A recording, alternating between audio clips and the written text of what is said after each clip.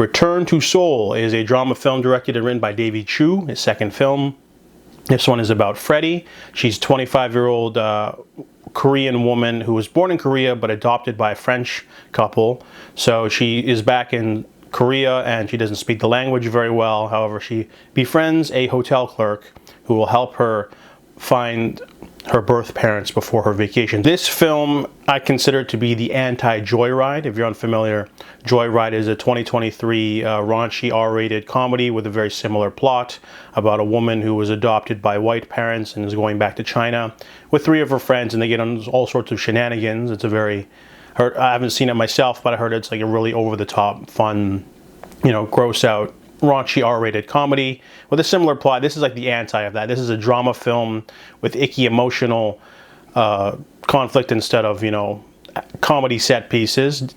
Freddie has this sort of air of confidence and free-spirited, sexuality, but it's all just a cover because she's a very broken and very complex person. She's not very likable either. She'll use people.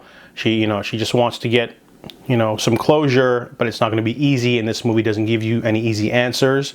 In fact, it works hard to be really raw and realistic and gritty in the sense that, just because you're going on an emotional journey doesn't mean you're going to be prepared for what you're going to get. And this movie definitely does not hold back on its punches.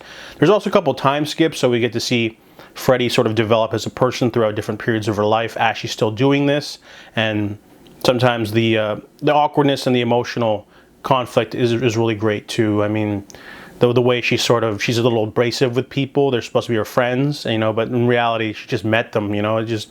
She feels like she's really sort of got the I'm the main character energy, and she's sort of just pulling everyone into her orbit and a little bit self-destructive too.